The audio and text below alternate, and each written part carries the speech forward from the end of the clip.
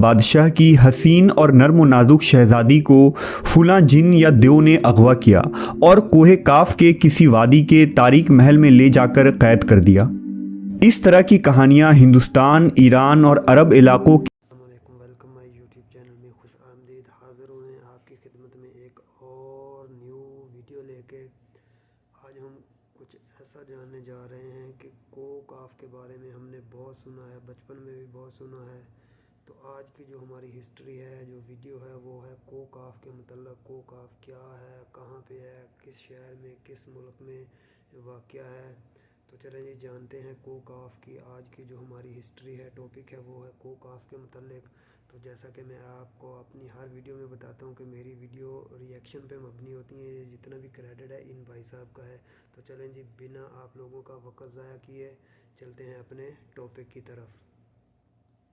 ایک ایسی وادی جو جنوں، پریوں، بھوتوں، دیو اور عجیب الخلقت مخلوق کے متعلق جانی جاتی ہے۔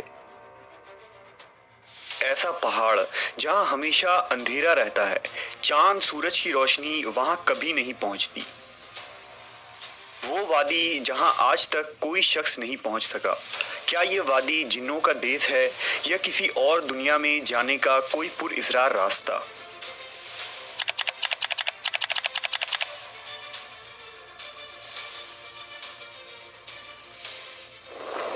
کوہ کاف کا نام سامنے آتے ہی کوئی گمشدہ عربی کہانیاں ذہن میں جاگ اٹھتی ہے۔ ایسی کہانیاں جو بادشاہوں کی حسین شہزادیوں سے شروع ہو کر جنوں اور پریوں کے زیر قبضہ ہیبت ناک قلعوں اور طلسم سے جڑی ہوتی ہے۔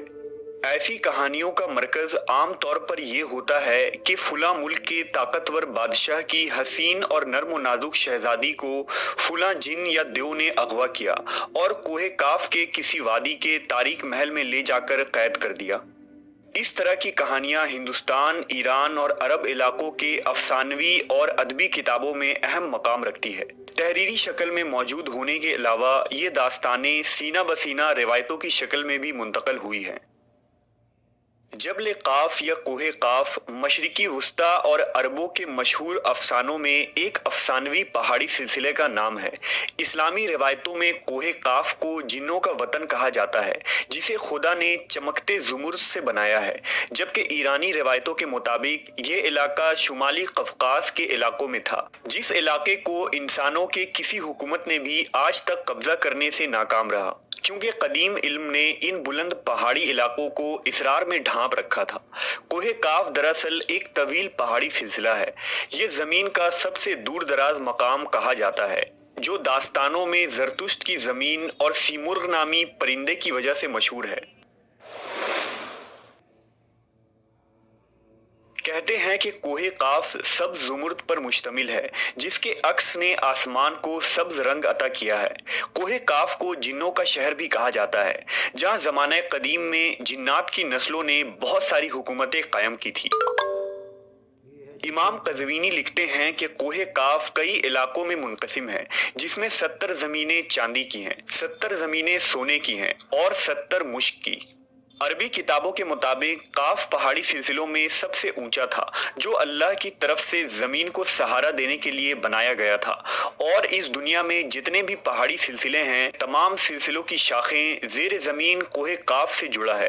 اس طرح کوہ کاف جو اس زمین کا سب سے بڑا پہاڑ ہے، تمام پہاڑی سلسلوں کا مرکز ہے۔ زکریا القزوینی نے 13ویں صدی میں عجائب المخلوقات و غرائب الموجودات نامی ایک کتاب لکھی تھی، جس میں انہوں نے کوسمولوجی کے مطابق یہ نظریہ دیا ہے کہ آسمان کو خدا نے تھام رکھا ہے تاکہ وہ زمین پر نہ گر پڑے۔ اس زمین کے چاروں طرف پہاڑوں کا ایک طویل سلسلہ ہے، جس میں کوہ قاف بھی شامل ہے، جو ان سلسلوں کو کھوٹی کی طرح اپنی جگہ پر رکھتا ہے۔ اسی طرح مشہور یہ ہے جی کوہ کاف کے متعلق جو ہسٹری۔ صوفی بزرگ جلال الدین رومی نے اپنی تحریروں میں کوہ کاف کا ذکر کچھ یوں کیا ہے کہ طاقتور بادشاہ سکندر ذوالقرنین نے آب حیات کی تلاش میں مشرق کا سفر کیا تھا۔ اس سفر کے دوران آپ کوہ کاف تک جا پہنچے تھے۔ جب آپ کوہ کاف پہنچے تو آپ نے دیکھا کہ وہاں فرشتہ اسرافیل قیامت کے دن سور پھونکنے کا انتظار کر رہے ہیں۔ کوہ قاف اور اس میں آباد مخلوقات کے متعلق ایک اور روایت بیان کی جاتی ہے کہ حضرت ابن عباس فرماتے ہیں کہ رسول اللہ صلی اللہ علیہ وسلم ہمارے پاس تشریف لائے جبکہ ہم مسجد نبوی میں حلقہ بنا کر بیٹھے ہوئے تھے۔ ہمیں آپ صلی اللہ علیہ وسلم نے فرمایا، کیا کر رہے ہو؟ ہم نے عرض کیا، ہم سورج کے متعلق غور کر رہے ہیں کہ وہ کیسے طلوع ہوتا ہے اور کیسے غروب ہوتا ہے۔ فرمایا، تم نے اچھا کیا، اس طرح سے مخلوق میں فکر کرو، خالق میں فکر نہ کرنا، کیونکہ اللہ جس کے لیے جو چاہتا ہے پیدا کرتا ہے۔ تم اس سے تعجب کرو کہ کوہ قاف سے آگے 7 سمندر ہیں، ہر سمندر 500 سال سفر کرنے کے برابر طویل ہے، اور اس کے آگے 7 زمینیں بھی ہیں جن کا نور ان کے باسیوں کے لیے چمکتا ہے۔ اس کوہ قاف کے آگے 70,000 مخلوقات ہیں جو اڑتی ہیں، ان کو پرندوں کی شکل میں پیدا کیا گیا ہے۔ یہ مخلوق اور ان کا بچہ پیدا ہوتے ہی ہوا میں اڑنے لگتے ہیں۔ یہ اپنی تسبیح کی ادائیگی میں ذرہ برابر وقفہ نہیں کرتے۔ ان کا کھانا بھی ہوا ہے، ان کا پینا بھی ہوا ہے، ان کا لباس بھی ہوا ہے، ان کے برتن بھی ہوا کے ہیں۔ وہ یہ نہیں جانتے کہ اللہ نے حضرت آدم کو پیدا کیا ہے، اور نہ ابلیس کو جانتے ہیں، اور نہ ہی ابلیس کی اولاد کو جانتے ہیں۔ اللہ نے کوہ قاف کو دنیا کے گرد تخلیق کیا ہے۔ یہ تمام دنیا اس پہاڑ کے درمیان میں ایسے موجود ہے جیسے ایک انگلی میں انگوٹھی۔ کوئی انسان وہاں پہنچ نہیں سکتا ہے، کیونکہ وہاں پہنچنے تک 4 مہینے اندھیرے سے گزرنا پڑے گا۔ یہ وہ پہاڑ ہے جہاں کوئی سورج نہیں، کوئی چاند نہیں۔ یہاں تک کہ یہ لوگ چاند و سورج کے بارے میں بھی نہیں جانتے کہ اللہ نے چاند اور سورج بھی تخلیق کی ہے۔ جو روشنی ان تک پہنچتی ہے وہ قاف پہاڑ کی روشنی ہے، اور وہاں موجود لوگ جڑی بوٹیاں کھاتے ہیں، اور ان کے بدن پر کوئی کپڑا نہیں ہوتا۔ صحابہ نے پوچھا، یا رسول اللہ، کیا وہ لوگ فرشتے ہیں؟ آپ نے ارشاد فرمایا، نہیں، وہ فرشتے نہیں، لیکن اللہ سے ان کی فرما برداری بالکل فرشتے کی طرح ہے۔ پھر آپ نے فرمایا کہ معراج کی رات ان کی ملاقات کوہ قاف کے لوگوں سے ہوئی تھی، اور وہاں کے لوگوں نے آپ صلی اللہ علیہ وسلم کی دعوت کو قبول کیا اور وہ مسلمان ہو گئے۔ صوفیہ کرام کے نزدیک دراصل کوہ قاف اس زمین میں موجود کوئی پہاڑ نہیں، بلکہ کوہ قاف سے مراد عالم مثال میں واقع وہ پہاڑی سلسلہ ہے جو بذریعہ کشف اولیاء کرام کے مشاہدے میں آتے ہیں، جیسا کہ خواجہ فرید الدین عطار جیسے صوفیہ نے اس تصور کا مشاہدہ کیا ہے۔ طریقت میں کوہ قاف کو شعور کا ایک دائرہ اور مرید کا حد سمجھا جاتا ہے، جسے پا کر بندہ فنا فی اللہ کے درجے تک پہنچ جاتا ہے۔ بہت سارے لوگوں کا یہ ماننا ہے کہ یہ لفظ قاف کسی چیز کی مرکز کو ظاہر کرتا ہے، اور یہ لفظ اتنا مقدس ہے کہ قرآن میں پوری ایک سورہ کا نام سورہ قاف ہے جو اس کوہ قاف پہاڑ کی طرف اشارہ کرتا ہے۔ اس سورہ میں اللہ کی وحدانیت، موت اور زندگی کا نظریہ پیش کیا گیا ہے۔ کوہ قاف جغرافیائی اعتبار سے ہماری اس زمین میں کہاں موجود ہے، اس کے متعلق مختلف نظریات پائے جاتے ہیں۔ زیادہ تر مورخین کا اس بات پر اتفاق ہے کہ عربی داستانوں کی کوہ قاف دراصل موجودہ روس میں قفقاز یعنی ماؤنٹ کوککس نامی ایک پہاڑی سلسلہ ہے۔ یہ علاقہ یورپی روس میں بحر اسود اور بحر قزوین کے درمیانی حصہ ہے، جس میں آرمینیا، آذربائیجان، داغستان، روس اور چیچینیا جیسے ملک شامل ہیں۔ یہ علاقہ قدرتی حسن سے مالا مال ہے، جہاں جانوروں اور پرندوں کی بے شمار اقسام پائی جاتی ہیں۔ جھیلیں، آبشاریں اور چھوٹے چھوٹے چشمے دیکھ کر ایسا معلوم ہوتا ہے گویا جنت زمین پر اتر آئی ہے۔ یہاں انسانی آبادی بہت ہی کم ہے۔ یہ پہاڑی سلسلہ ایشیا کو یورپ سے جدا کرتا ہے۔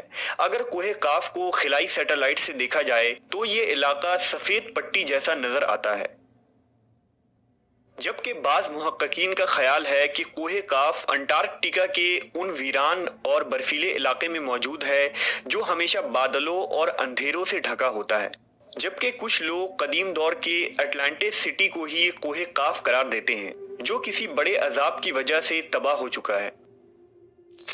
جدید فزکس کی نئی دریافت یعنی ڈائمینشنز بھی کوہ قاف کو سمجھنے میں آسانی پیدا کر سکتی ہے۔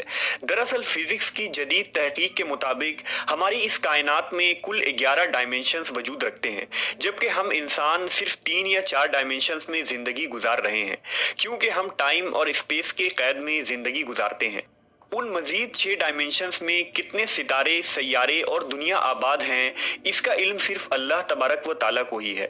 मुहक्किकीन के मुताबिक अरवाह की दुनिया, आलम बरज़ख और जन्नत व जहन्नम उन्हीं डायमेंशंस में मौजूद हैं जिनमें इंसान मौत के बाद दाखिल होता है। मुमकिन है कि कोहे काफ भी उन्हीं 11 डायमेंशंस में से किसी एक डायमेंशन में मौजूद हो जहां नस्ल इंसानी का कदम रखना नामुमकिन है। जी तो गाइस, ये थी आज की हमारी वीडियो कोहे काफ के मतलब, कोहे काफ की हिस्ट्री, कोहे काफ क्या है, कोहे काफ कहाँ पे है। तो आई होप कि आप लोगों को ये वीडियो अच्छी लगी होगी। अगर वीडियो अच्छी लगी है तो चैनल को सब्सक्राइब, बेल आइकन के बटन को प्रेस कर दें ताकि आने वाली हर लेटेस्ट वीडियो आप लोगों तक बर वक्त पहुँचती रहे। अपनी दुआओं में याद रखें, जहाँ भी रहें खुश रहें। अल्लाह हाफिज़।